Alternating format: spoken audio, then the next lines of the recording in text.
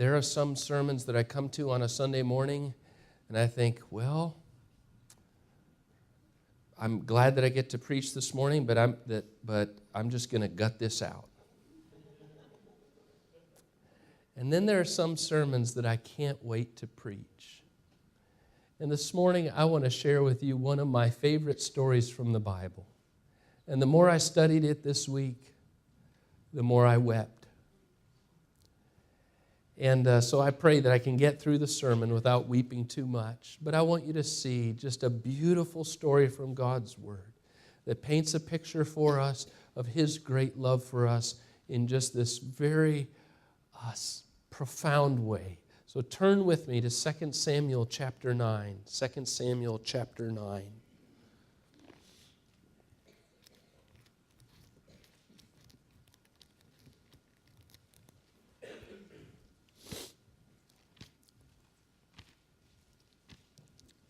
And if you don't have a Bible, that's fine. I'm going to read through most of the story, and I'm going to tell a lot of this story, so you'll be fine. You'll be able to follow right along.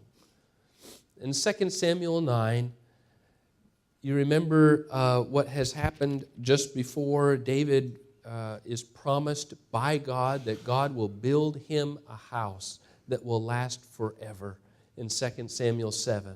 And we know that that ultimately refers to Jesus Christ, God's Son, becoming David's son. What a miraculous thing that God says to David, your son, David, is going to be my son, meaning Solomon's going to be like a son to me. And what you don't know, David, is that my son is going to end up being your son. David didn't have the full picture of that, but it's just this miraculous thing that when God said, I'm going to build you a house, He didn't mean I'm going to build you a palace. David already had a palace. He meant I'm going to build you a family dynasty, but He meant much more than that. He meant I am going to build your descendants, David, through Jesus Christ, my son, into a temple of worship, a living, breathing temple that sings the praises of my son, Jesus Christ. We come to 2 Samuel 9, and we're skipping past some of David's military victories, but finally we get to 2 Samuel 9, and we get this story. David said, verse 1, is there still anyone left of the house of Saul that I may show him kindness for Jonathan's sake? You should know that the word kindness there is not kindness as we usually use the word. It's the covenant, loyal love of God. It's that same word, chesed in the Hebrew, the covenant kindness, that I may show him covenant kindness for Jonathan's sake. If you remember in the story, David had twice promised, once to Jonathan and once to Saul himself, that he would not cut off Saul's family when he became king. Both Jonathan and eventually Saul recognized that David was going to be king. And the reason they asked him to make this covenant with them was they knew that in the ancient Near East, if there was a change of royal dynasty, the new king would immediately, as just a matter of course, put to death everyone in the old king's family. And the reason he did it, it wasn't meant, at least wasn't intended outwardly to be so cruel as much as just to guarantee his right to the kingship. So no one could come up later politically and say, wait a second, this is the son of our former king. He should be king, not the one who's sitting on the throne now. So anytime a dynasty changed, that was what you did. And so Jonathan first, who knows that David is going to be king in place of him, and then finally Saul, who sees the handwriting on the wall, figuratively speaking, asks David to make a covenant that he will not cut off their family from the face of the earth. And David makes that covenant, which is highly unusual. Oddly enough, many of Saul's family dies. You know that several of his sons died with him in battle the day that Saul died. Jonathan died that day.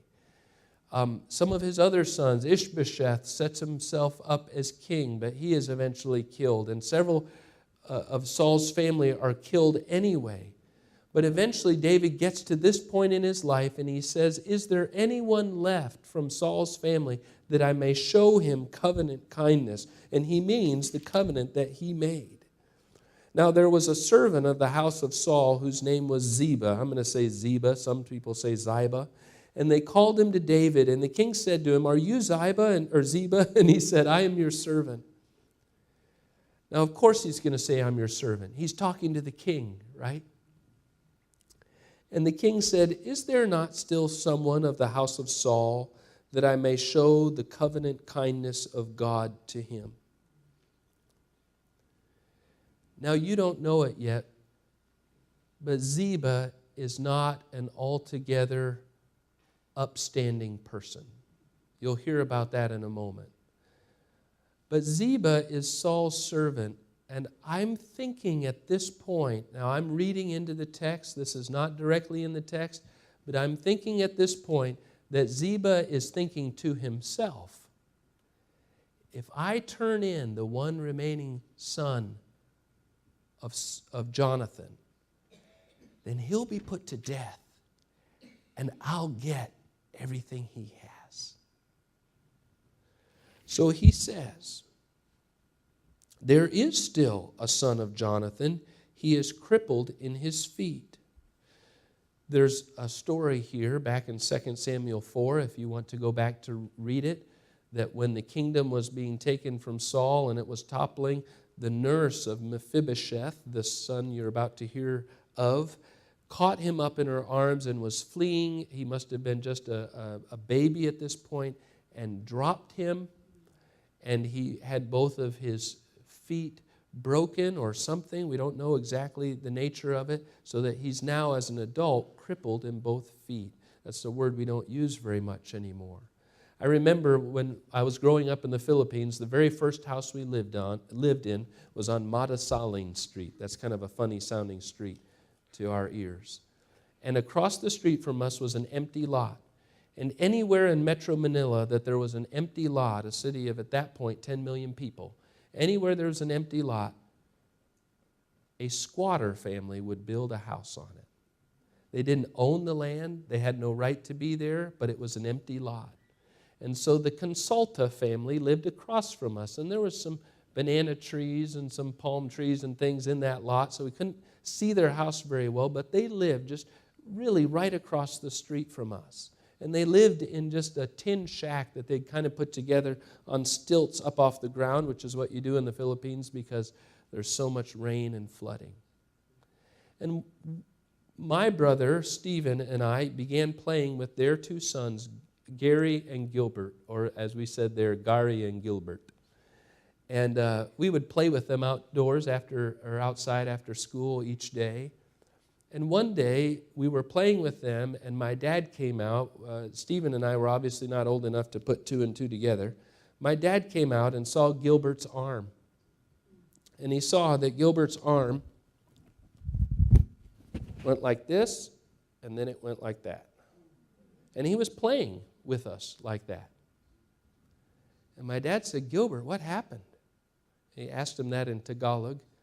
And my dad still didn't know much Tagalog, but Gilbert kind of made some hand gestures and basically gave him the idea that he had fallen. And my dad went over and talked to the parents, and they said, yes, he fell down the stairs of our house and he broke his arm. And my dad said, well, you know, why is it still broken? Why didn't you get it looked at? And they said, well, we had no money.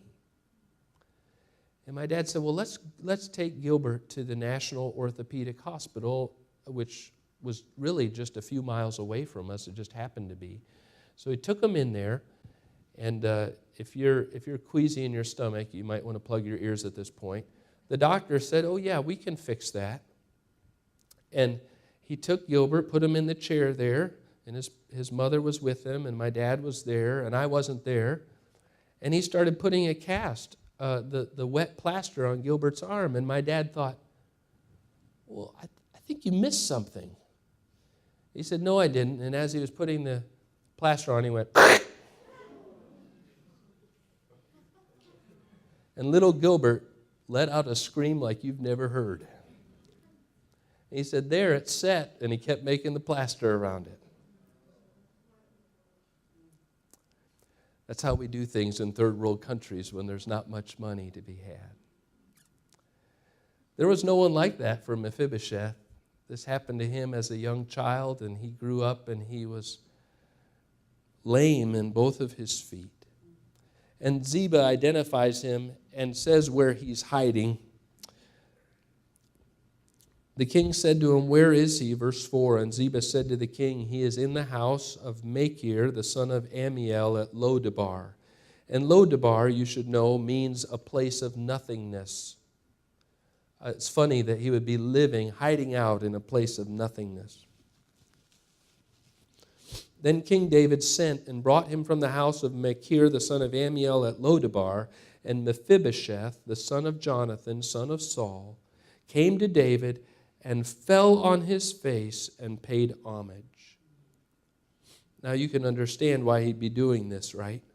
And David said, Mephibosheth, and he answered, behold, I am your servant. And at this point, Mephibosheth thinks that he is bargaining for his life, right? He thinks maybe if David is convinced that I'm his slave, his servant, maybe David will spare me. And David said to him, do not fear, for I will show you covenant kindness for the sake of your father Jonathan. And I will restore to you all the land of Saul and your father, and you shall eat at my table always. And Mephibosheth paid homage and said, what is your servant that you should show regard for a dead dog, such as myself, or such as I? Then the king called Ziba, Saul's servant, and said to him, all that belonged to Saul and to all his house I have given to your master's grandson. And you and your sons and your servants shall till the land for him and shall bring in the produce, that your master's grandson may have bread to eat. But Mephibosheth, your master's grandson, shall always eat at my table. That's the second time that phrase has been used. Shall eat at my table always. Shall always eat at my table. Now Ziba had 15 sons and 20 servants. Then Ziba said to the king, according to all that my lord the king commands his servant, so will your servant do. So Mephibosheth ate at David's table like one of the king's sons. And Mephibosheth had a young son whose name was Micah, and all who lived in Ziba's house became Mephibosheth's servants. So Mephibosheth lived in Jerusalem, for he ate always at the king's table. Now he was lame in both his feet. Did you notice that phrase occurred 3 times? He ate always at the king's table. Now this story by itself is a moving story. That David would, instead of putting someone to death, would show him kindness. And instead of just showing him kindness, you know what he could have done? He could have said, I give to you all the inheritance of Saul, and Ziba is your servant, and all of his sons and their servants will be your servant. You go live where Saul used to live. But David didn't say that. David was showing covenant kindness and love and mercy to Mephibosheth that was far beyond what he deserved, right? And he said, they will still do all that for you, Mephibosheth, but you are going to eat at my table always. Can you imagine what it would have been like? Chuck Swindoll makes this point.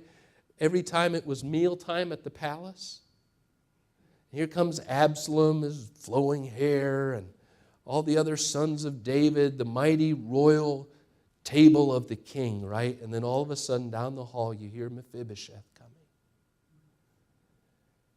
And they wait for him because he is one of the king's, like one of the king's sons.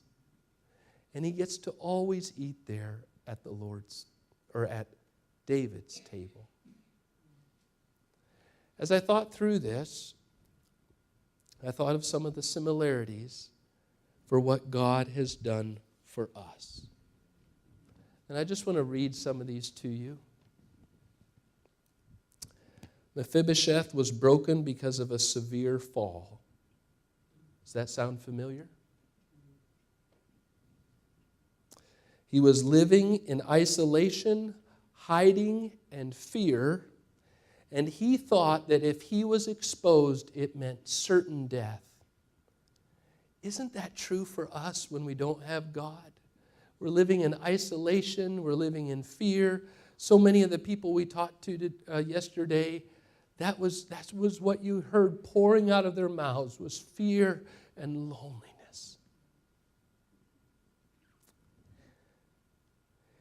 And Mephibosheth thought, if I'm exposed, if someone finds out where I am in this place of nothingness that I'm living in, this place of desolation, I'm just hiding out for my life. I'm just trying to survive. And he thought, if I'm exposed, it means certain death. And instead, he was exposed, and something far beyond his wildest imagination happened. Did you also notice in the story that it was David who initiated this? That David said, is there a member of Saul's family left that I can show covenant kindness to for the sake of Jonathan? Right? That was the phrase.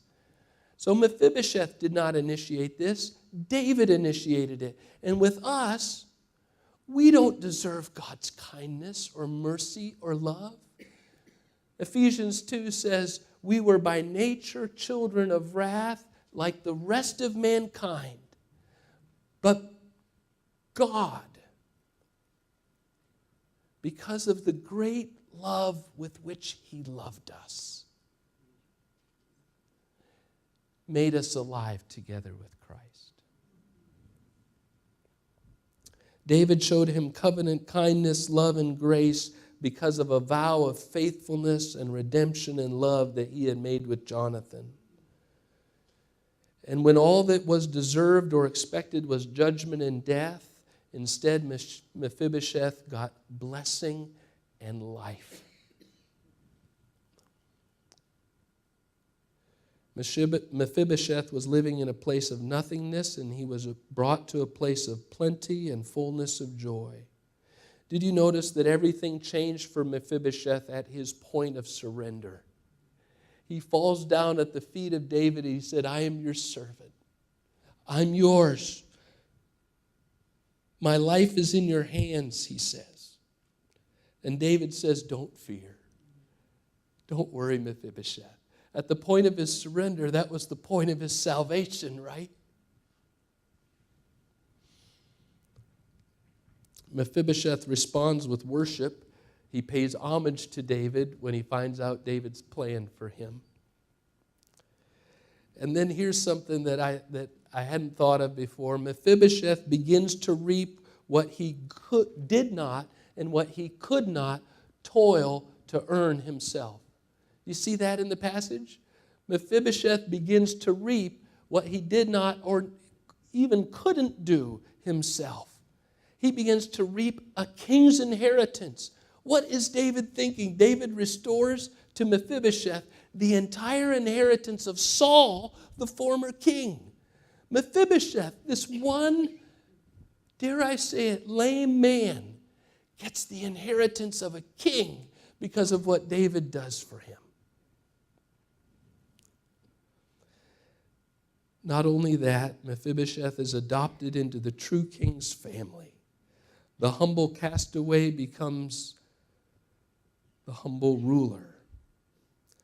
Mephibosheth dwells in David's house always, and always eats at the king's table. Now, we know in our culture what a table means, but we don't know what a table means when it comes to ancient Near Eastern culture. If you were invited to the table in the ancient Near East, that meant you were home. You were accepted. You were loved. So when it says he always ate at the king's table 3 times, it means not just that he ate food. It means that he was part of the family always.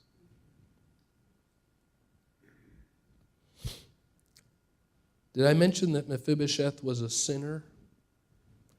He was a broken, unworthy object of royal love. And so are we.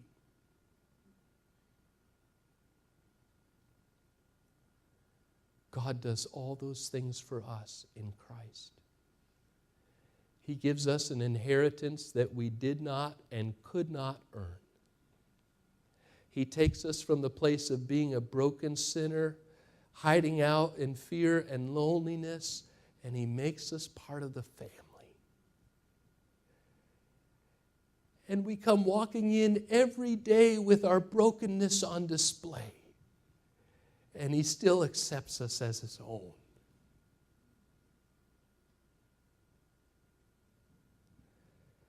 There's a kicker to this story.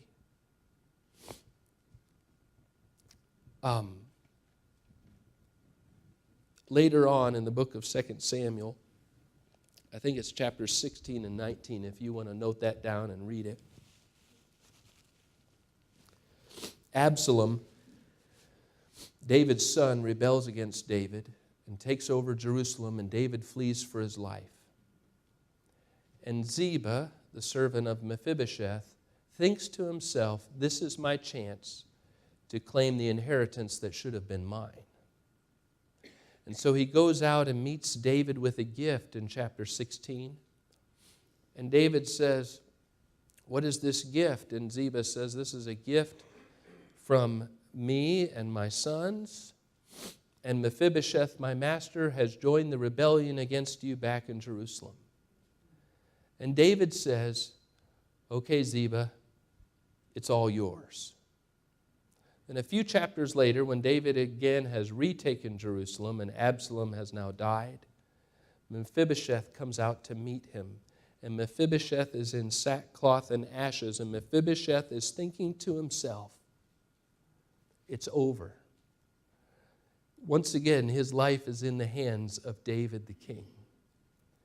And he says, I was mourning for you ever since the day you left Jerusalem. And of course, the question is David going to believe him or not, right? If he believes him, then his life is spared. If he doesn't believe him, then he dies on the spot. And David believes him and says, there's only one problem, Mephibosheth. I gave away your inheritance to Ziba, but I tell you what, I'll split it half and half between you. And here is the kicker to the whole story. Mephibosheth says, let him have it all, because you're home. You are going to eat at the king's table forever.